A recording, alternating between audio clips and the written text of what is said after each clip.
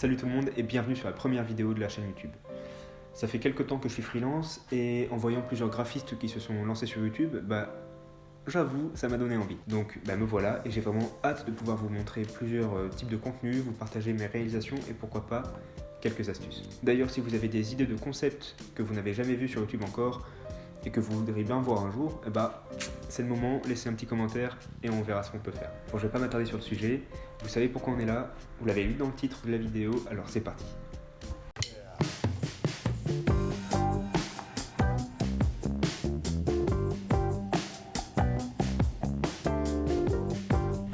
J'ai décidé de créer une marque fictive de café qui s'appellera Mocha pour les besoins de la vidéo, et puis c'est surtout parce que j'ai pas trouvé d'autre nom. D'une part parce que je m'ennuyais, et d'une part aussi parce que quand je m'ennuie, je bois du café.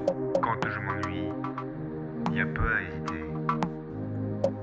Grand ou petit, je me prends un café.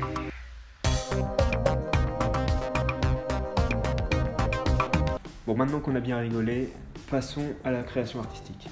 C'est parti. Donc comme c'est un logo typographique, j'ai commencé par créer la typographie que je voulais. Et sachant que le café vient de pays où l'écriture n'est clairement pas à base d'alphabet alphanumérique comme on peut le connaître nous, je trouvais ça intéressant de retrouver ça dans le logo, de créer quelque chose d'un peu mystérieux, dans un style hiéroglyphe. Donc voilà, pour ça je trouve que le logo fonctionne assez bien, mais vous verrez le résultat en fin de vidéo. Non, je suis pas sponsor. Ce qui est super important pour un logo surtout, c'est qu'il puisse fonctionner autant sur un fond blanc que sur un fond de couleur, qu'il soit noir ou de n'importe quelle autre couleur, il faut que le logo soit visible. En termes d'inspiration, j'avoue que j'en ai pas trouvé énormément dans les logos déjà existants. Donc voilà le logo final après quelques modifications. Alors le haut, finalement j'ai décidé d'y mettre un grain de café. Ouais, je sais, c'est très original.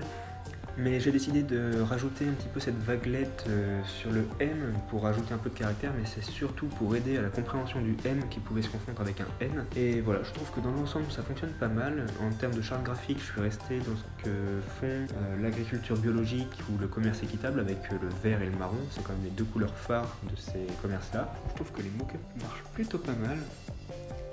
J'aimerais bien, franchement ça me donne envie de les faire moi-même, de les imprimer sur les petites poches comme ça, j'aimerais bien les exposer. Dites-moi si ça vous plairait que je le fasse d'ailleurs, comme ça on pourrait tout retrouver dans le décor derrière moi. Ce serait plutôt sympa je pense.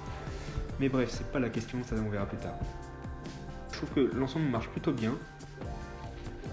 Après évidemment je pense qu'il y a énormément à redire et que je pourrais refaire un petit peu mieux parce que pour les besoins de la vidéo, il fallait que ça se fasse vite. Merci d'avoir suivi cette vidéo, j'espère qu'elle vous a plu, j'espère pouvoir pousser la création graphique un peu plus loin la prochaine fois, montrer plus d'étapes, parce que j'étais un peu stressé pour la création de cette vidéo-là, j'ai pas tout montré, je pense qu'il y a des étapes qui pourraient être intéressantes.